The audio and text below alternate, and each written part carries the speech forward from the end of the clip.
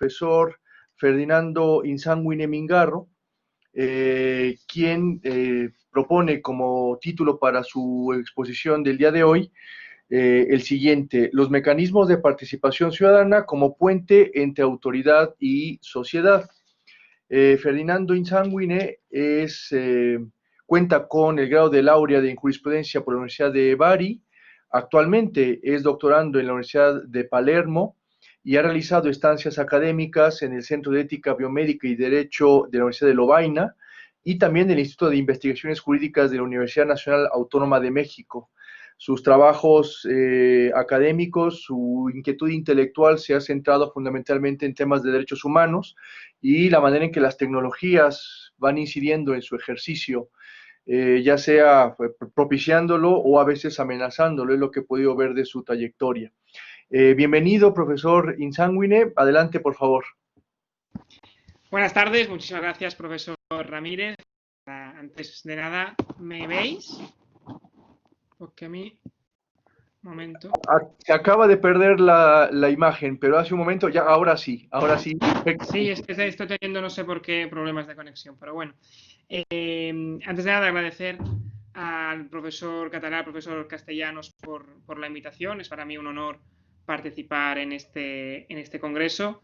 Como siempre pasa en los congresos del profesor Castellanos, el nivel de las ponencias siempre es muy alto y muy estimulante.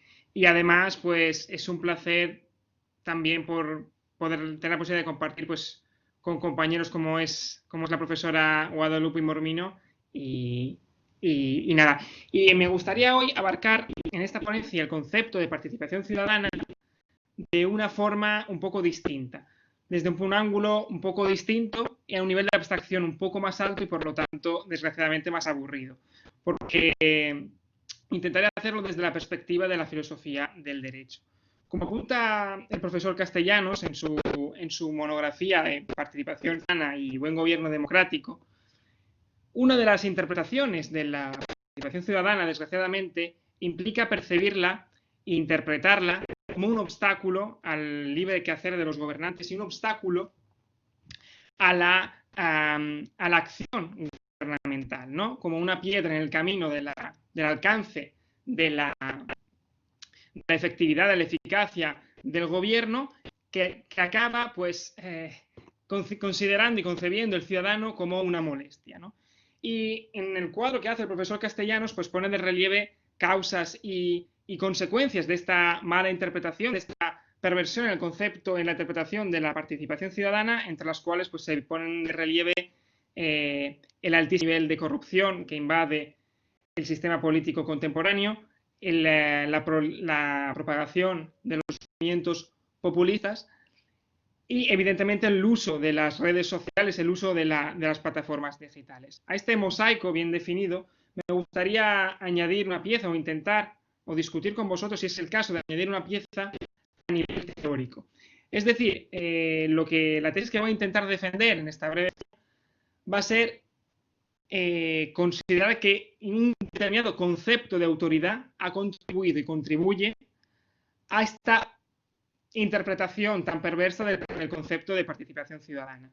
Como sabido, el concepto de autoridad ha sido investigado muchísimo y sigue siendo investigado muchísimo por parte de la filosofía del derecho, por parte de la filosofía política, y como ha puesto de relieve un histórico del derecho muy brillante como es Richard Haynes, un punto de inflexión en el concepto de autoridad se halla en la experiencia republicana.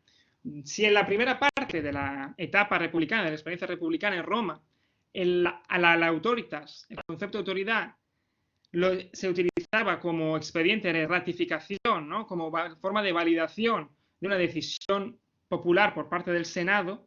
Sin embargo, en la segunda etapa republicana, el concepto de autoridad y el término autoridad viene utilizado para anteceder, para anticipar las decisiones del pueblo. Es decir, si las decisiones populares en un primer momento daban impulso a las políticas públicas, en un momento la autoridad no es un momento de validación, de ratificación de estas decisiones, sino que es una forma de anticipar y de excluir estas decisiones. Y sobre esta directriz toda la historia del pensamiento filosófico, político, filosófico jurídico se ha ido moviendo y se ha ido investigando y se ha ido inquietando hasta llegar a la filosofía de Joseph Ras, que propone un concepto de autoridad en el que, a partir de una tesis de justificación, considerando, por lo tanto, que las decisiones que se producen internamente en este caso, evidentemente, a los ejes del Estado constitucional de derecho tienen un valor más alto, propone la tesis de reemplazo, la preemption tesis, considerando que las decisiones producidas por parte de una autoridad sean decisiones, como son decisiones mejores a efecto de la tesis de la justificación normal, llegan a ser después decisiones que tienen que reemplazar las decisiones individuales. Y este tipo de concepto de autoridad incide muchísimo en el concepto que tenemos nosotros y que se tiene, desgraciadamente, de la democracia representativa, la cual viene considerada como incompatible muchas veces con la participación ciudadana o en contraste, en tensión con la participación ciudadana, cuando en verdad es perfectamente compatible. Se suele considerar, ¿no?, como los mecanismos de participación ciudadana sean únicamente compatibles con una experiencia de democracia directa. Sin embargo, son incompatibles con una democracia representativa, así como la entendemos, desgraciadamente, hoy, como parte de la opinión pública la entiende hoy, como un momento de encuentro únicamente entre el ciudadano y el representado y representante únicamente en el momento electoral. Sin embargo, considero que la democracia representativa, la participación ciudadana, puede garantizar a la democracia representativa mantener un cierto nivel de horizontalidad. Entrar en un sistema de democracia representativa no implica necesariamente tener que abandonar la posibilidad de intervenir por parte de los ciudadanos en el día a día de la política. Sobre todo si consiguen mantener una relación de reciprocidad con los representantes. Que el momento electoral no sea un momento de expoliación por parte del ciudadano de sus intereses políticos, sino que sea visto como un expediente organizativo necesario, incluso para poder fomentar la intervención y la participación de los ciudadanos. De ahí que los mecanismos, que un concepto de autoridad que, sin embargo, considere, no solo en el ámbito político-jurídico, pero también se puede alargar, evidentemente, a la autoridad también en sentido epistemológico, en sentido epistémico y teorético, no solo autoridades prácticas, un concepto de autoridad que no elimine la presencia del ciudadano, que no lleve a reemplazar las posiciones de los ciudadanos, que las pueda valorizar. Y por eso son importantes los mecanismos de participación ciudadana que pueden garantizar, incluso en un sistema de democracia representativa, una cierta horizontalidad en la relación entre representante y representado.